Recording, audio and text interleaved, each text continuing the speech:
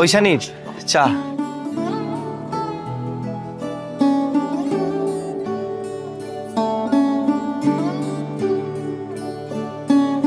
তোমার খিদে পেয়েছিল না, আমি চা আর পাউরুটি নিয়ে এসেছি।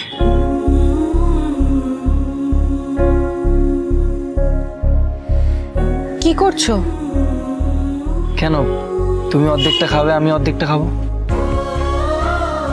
ওইটুকু পাউরুটি, তাও যদি আমাকে অর্ধেক দিয়ে দেয়, শঙ্কর খাবে কি? আমার না পাউরুটি খেতে একদম ইচ্ছে করছে না, আমি বরং চাটাই খাই। কি ভালো খেতে চাটা।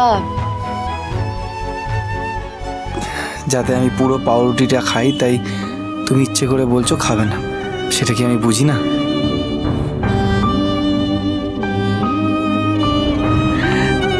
এক যাত্রায় পৃথক ফল করতে নেই, আমরা দুজনে একসাথে চাও খাবো, একসাথে পাউরুটিও খাবো। আর তুমি যদি না খাও তাহলে আমিও খাবো না। ঠিক আছে, নিচ্ছি।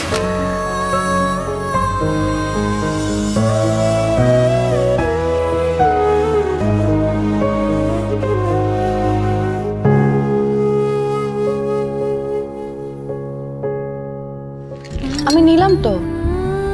আমার হাত থেকে খাও।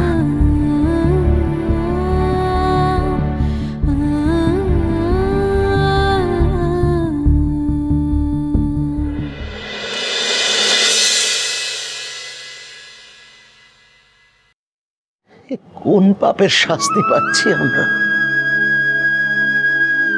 আমাদের পাপের প্রায়শ্চিত্ত বোধহয় পূর্ণ হয়নি মহেশ্বরী।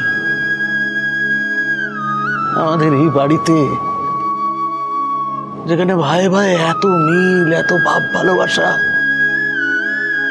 সেই বাড়ির পরিবেশটা পুরো মিশিয়ে গেল। এত হিংসে, এত বিদ্বেষ ভাই ভাই কোত্থেকে এলো বলো তো?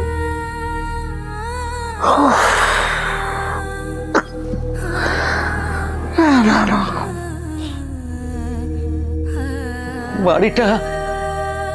বাড়িটা পুরো খাঁ খাঁ করছে। শঙ্কর নেই, নেই, দাদা মহেশ্বরী, শঙ্করকে যেতে দিয়ে তুমি তুমি তুমি ঠিক কাজ করোনি, ঠিক কাজ করোনি। সেই তো, এখন সব দোষ আমার। আমার জন্যই এই সংসারের এত দুর্গতি।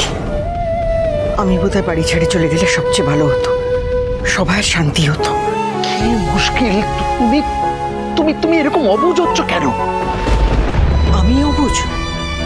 তুমি কেন আমার দিকে আঙুল তুলছো বলো তো? তোমার কি মনে হয় মেজ বৌমা, শঙ্কর, ওদের কথা ভেবে আমার কোনো দুশ্চিন্তা হচ্ছে না? আমি কি পাষাণ? এতদিন আমার সঙ্গে ঘর করে এই চিনলে তুমি আমায়? মহেশ্বরী, তুমি অহেতুক আমার কথার অন্য মানে করছো। আমি কি বলেছি তুমি পাষাণ? আমি একবারও বলিনি, কিন্তু হ্যাঁ, আমি আবারও বলবো, এই প্রথমবার তোমার বিচারে কোথাও একটা ভুল হচ্ছে। ন্যায় অন্যায়ের দাঁড়ি পাল্লায় তুমি ওজনের বাটখারাটা ভুল চাপিয়েছ মহেশ্বরী। সত্যটা তুমি ঠিক যাচাই করতে পারোনি। আমার হিসেবে কোনো ভুল হয়নি। আমার কাছে আমার সব সন্তান সমান। একজনের প্রতি যদি কোনো অন্যায় হয়ে থাকে, আমি আরেকজনের 7 গুণ মাফ করতে পারবো না। মেজ বৌমা যেটা করেছে সেটা ভুল। ভাস্করকে বাড়ি থেকে তাড়িয়ে দেওয়ার ওর কোনো অধিকার নেই। ভাস্কর যখন অন্যায় করেছিল, তখন ওই উঠোনে দাঁড়িয়ে আমি ওকে বলেছিলাম তুমি ওকে শাস্তি দাও। তখন আমি নিজে মা হয়ে ওকে বলেছিলাম শাস্তি দিতে। কই, তখন তো কোনো শাস্তি দেয়নি। ওই রাগটা ও মনের ভেতরে পুষে রেখেছিল। আর আমরা বাড়িতে না থাকার সুযোগ নিয়ে ভাস্করকে এত বড় শাস্তি দিল। সংসার করতে গেলে অনেক আত্মত্যাগ করতে হয়, অনেক ধৈর্য ধরতে হয়। এত সহজে এত বড় একটা সিদ্ধান্ত নেওয়া যায় না। মেজ বৌমা যদি ভেবে থাকে ওই বাড়ির মাথা, সেটা ওর ভুল। এ বাড়ির একটাই মাথা, মহেশ্বরী ঘোষ।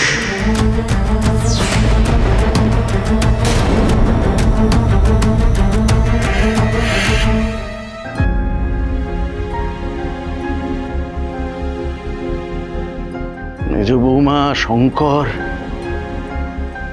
ওরা কোনো ভুল করেনি মহেশ্বরী। ওরা ভুল করতে পারে না। ভুল আমাদেরই কোথাও একটা হচ্ছে, মস্ত বড় ভুল।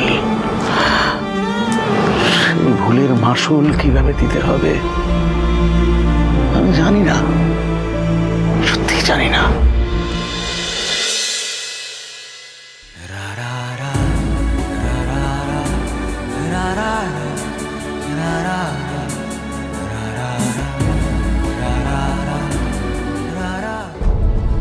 আঙ্কেল। ও মেজ বৌমা, নেব? হ্যাঁ।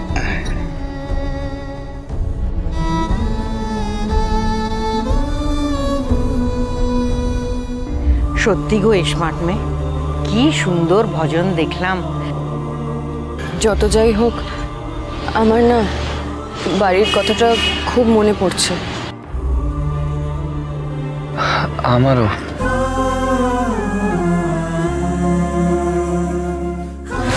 সকাল থেকে কত হইচই, কত মজা, সবাই মিলে একসাথে চা খেতাম। আচ্ছা, আমাদের কথা কি কারোর একবারও মনে পড়ছে না? আমরা কি করছি, কোথায় আছি, কেউ একবার ভাবছে না? কারোর আমাদের জন্য একটু কষ্ট হচ্ছে না? আন্টির হৈশানী, আমরা যখন বাড়ি ছেড়ে চলে আসছিলাম, মা তো আমাদের একবারও আটকালো না।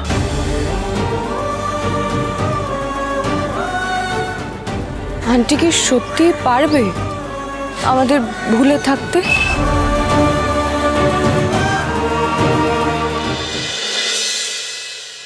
মামি, চা।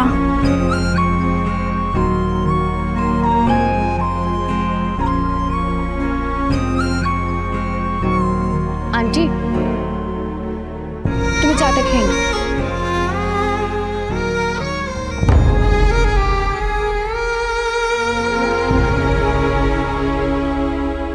ও চা দাও।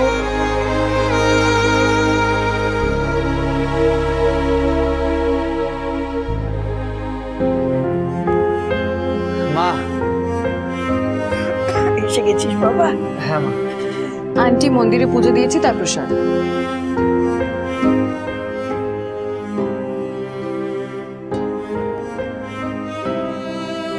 মামা, আহা, এই নাও তোমার চা। ওহ,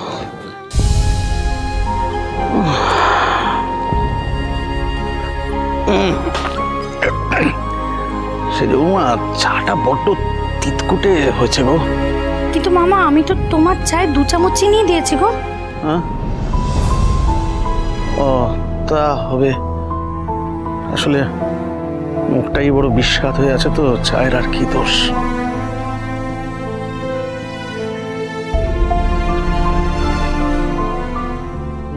দু কাপ চা বেশি কেন শিউলি?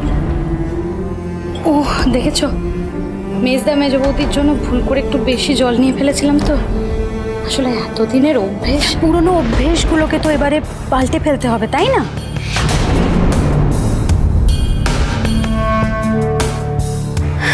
একেই তো এখন আমাদের অভাবের সংসার, এখন তো আর আমাদের হরগড়ি পাইসোটেলটা নেই, তাই একটু মেপে মেপে সংসারটা চালাতেই হবে।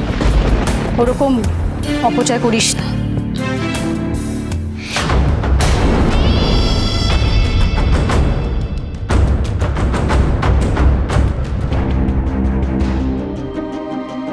ঠিকই তো, যারা বাড়িতে নেই তাদের জন্য বাড়তি নেওয়ার দরকার কি?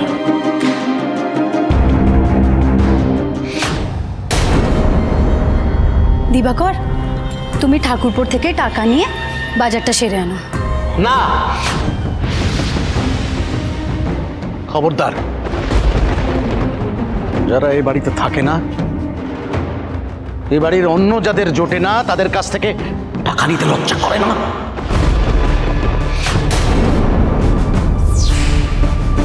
কেউ একটা পয়সাও চাইবে না শঙ্করের কাছ থেকে। শঙ্কর আর মেজ বৌমাকে বাড়ি থেকে তাড়িয়ে দেওয়া হয়েছে। তাড়িয়েই যখন দিয়েছ, তখন ওরা এই সংসারের আর কেউ নয়। সংসারের কোনো দায় ওদের নেই। অনেক দায়িত্ব সামলেছে শঙ্কর, অনেক কিছু করেছে সংসারটার জন্য। তার কি প্রতিদান আমরা দিলাম? আমরা ছেলেটাকে আর বৌমাকে বাড়ি থেকে নাও খুব ভালো। এবার তোমরা খেলা সামলাও। সংসারের দায়িত্বগুলো নিজেরা সব ভাগ করে নাও এবার।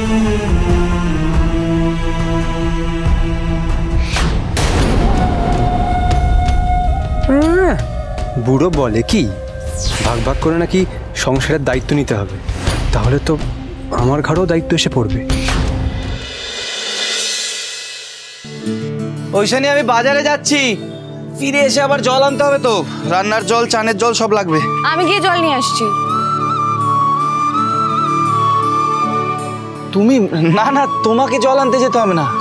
না কেন? তুমি কি ভাবলে আমি পারবো না? আচ্ছা, সবাই যদি পারে আমি পারবো না কেন? তুমি বাজারে যাও, আমি এগোচ্ছি।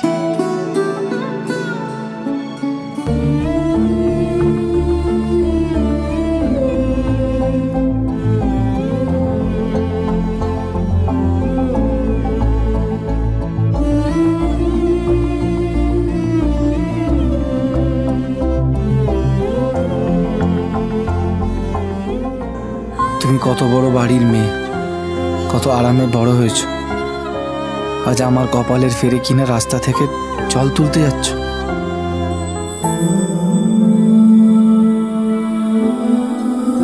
তোমাকে পড়াতে পেরে আমি গর্বিত।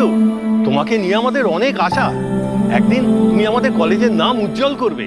তুমি পড়াশোনায় কত মেডেল পেয়েছো, পড়াশোনাটাই তোমার ভালোবাসা ছিল, আর আজ সেই পড়াশোনা, তোমার স্বপ্ন, সব কিছু জলাঞ্জলি দিয়ে আজকে তোমাকে আমার জন্য রাস্তায় এসে দাঁড়াতে হয়েছে। আমার পাশে থেকে লড়াই করছো। কি হয়ে গেল তোমার জীবনটা? এসে আমার সাথে বিয়ে হয়ে তোমার জীবনটা নষ্ট হয়ে গেল তোমার জীবন।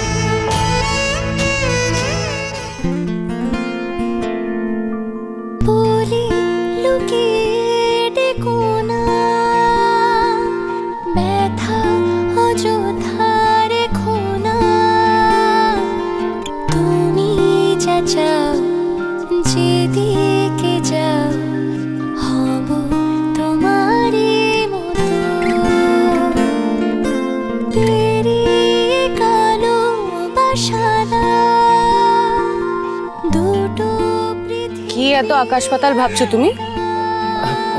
না, কিছু না।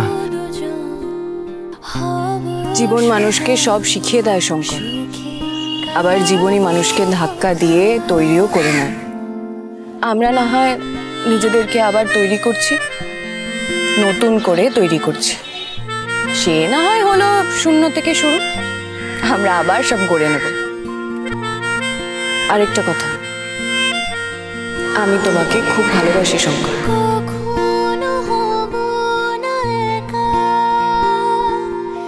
তোমার সাথে এইভাবে জীবন কাটাচ্ছি বলে আমার কোনো অনুশোচনা নেই, বুঝলে?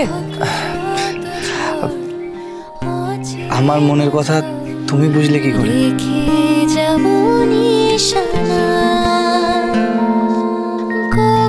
এই মনটা যে আমার, আমি বুঝবো না তো কে বুঝবে?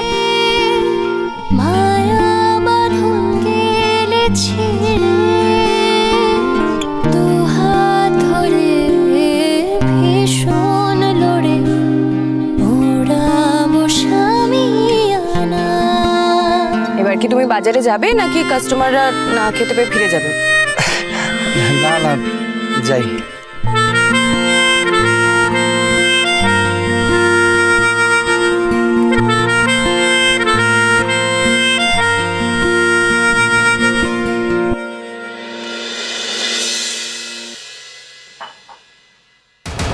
কিরে, ঘরে বসে বসে ঠ্যাঙের উপর ঠ্যাং নাচালে চলবে?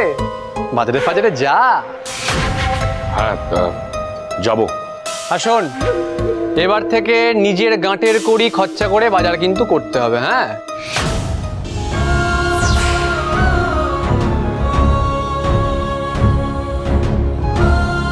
আমি? হ্যাঁ, সোনার চাঁদ আমার তুমি। বাবা কি বললো শুনলি না? এবার থেকে সবাইকে ভাগে ভাগে বাজার করতে হবে, আর আজকে বাজার করার দায়িত্ব তোর। কিন্তু ভাস্কর, আমি কোনো কিন্তু শুনবো না। অনেক দিন মামার বাড়িতে বসে গান্ডে পিন্ডে ফোকটে গিলেছিস, এসব ধান্দাবাজি আর চলবে না। যবে যবে বলবো তবে তবে তুই বাজারে যাবি, ঠিক আছে? চল বাজারে যা।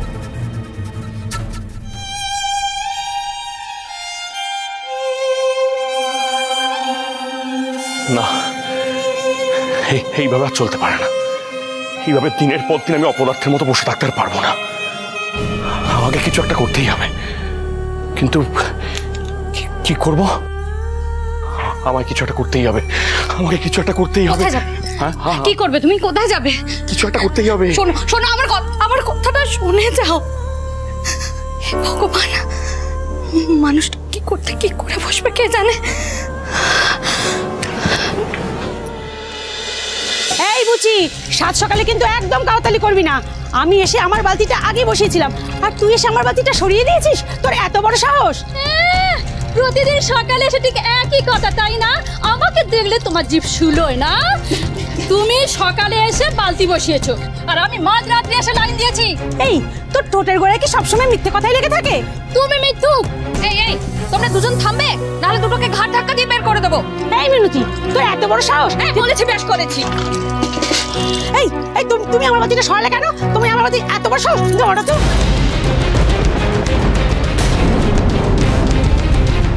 কি হচ্ছে কি? এটা কি ধরনের অসভ্যতামি?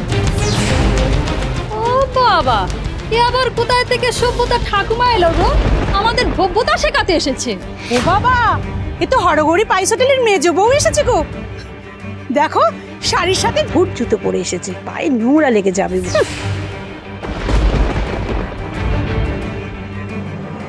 এদের কীর্তি জানো না? কিছুদিন আগে পাইস হোটেলে মদের ঠেক খুলেছিল, তারপর পাড়ার লোকরা এসে সব ঝাপ বন্ধ করে দিয়ে চলে গেছে। তোমরা তো ভদ্রতার মুখোশ পরে থাকো, তোমাদের মধ্যে নোংরামোটাই বেশি। পাড়াটাকে মধু মাতালের আড্ডা বানিয়েছিল, বেশ হয়েছে পাইস হোটেল বন্ধ হয়েছে।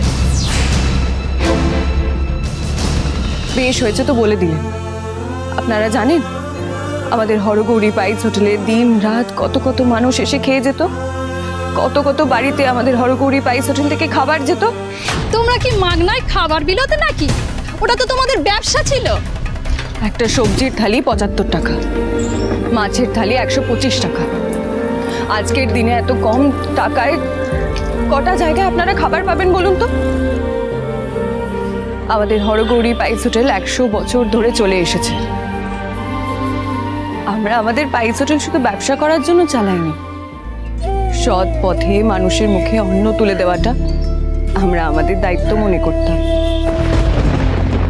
আজও তাই মনে করি। তাই একটা খারাপ ঘটনায় আমাদের হরগৌরী পাইস হোটেলকে বিচার করতে আসবেন না। কি আমার নীতিবাগী ছিলেন রে? তোমার শাশুড়ি তো তোমাকে, তোমার বরকে বাড়ি থেকে ঘাট ধাক্কা দিয়ে বের করে দিয়েছিল, কেন শুনি? এখন তো ফুটপাতে এসে বসেছো। ওখানে আবার আদি হরগৌরী পাইস হোটেল খুলেছে। এদের আর কেচ্ছা শেষ নেই। এদের বাড়ির বউকে আবার ছোট জামা কাপড় পরিয়ে নাচ গান করিয়েছিল। বাড়ির বউকে দিয়ে ম্যাগো, একেবারে বাড়ির বউদের দিয়ে মৌচাক সাজিয়ে বসেছিল। এই যাও তো, যাও এখান থেকে বেরিয়ে যাও। যাও পেছনে যাও, যাও যাও যাও যাও এখান থেকে যাও। আমি তো লাইনে ওনার পিছনে দাঁড়িয়ে ছিলাম। যাও পেছনে যাও, যাও পেছনে যাও। আরে তোমার মতো মেয়েকে আমাদের সঙ্গে জল নিতে দিচ্ছে, এটাই অনেক।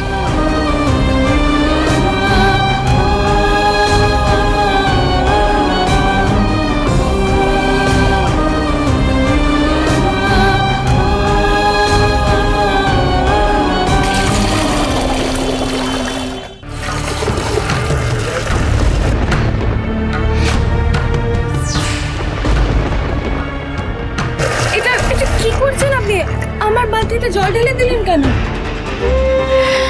তোমাদের কাছে কি আমার কম ঋণ মা? অনেক দেনা। জয়াদি, তুমি তোমার সব জল ওনাকে ঢেলে দিয়েছো, তোমাকে কিন্তু আবার লাইনে দাঁড়াতে হবে। দাঁড়াবো রে বুঝি, দাঁড়াবো। এই এনারা আমাদের মতো অনেক গরিব পরিবারের জন্য যা করেছেন, তাতেই 2 বালতি জল দিয়ে আমার পুণ্যই হবে রে। তোদের দাদা মারা যাওয়ার পর আমাদের এমন দিন গেছে, দুবেলা ছেলে মেয়ে দুটোর মুখে খাবার জোগাড় করতে পারেনি। তখন এই হরগৌরী পাইস হোটেলের শঙ্কর দাদা রাতের বেলায় বেনে পয়সায় খাবার বিলি করত। সেই খাবার দিয়ে দুবেলা ছেলে মেয়ে দুটোর মুখে অন্ন তুলে দিতাম রে। আজকে এই 2 বালতি জল দিয়ে সেই অন্নের খানিকটা ঋণ না হয় শোধে দিলাম। তোমরা ওদের কত বাজে কথা বলছো জানো? ওনারা কত ভালো মানুষ, কত বড় মনের মানুষ, তোমরা জানো না।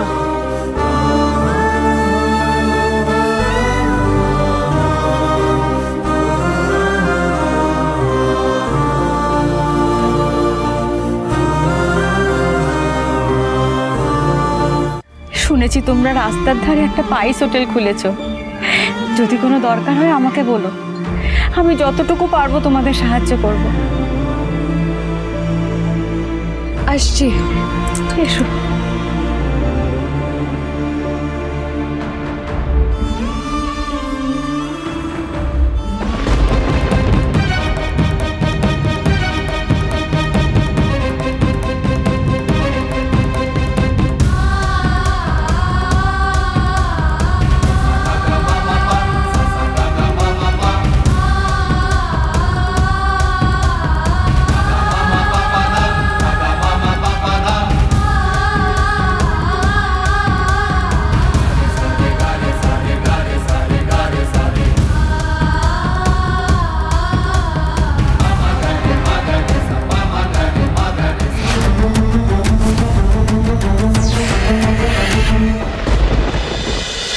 হরগৌরী পাইস হোটেল, সোম থেকে রবি প্রতিদিন রাত 10টায় স্টার জলসায়।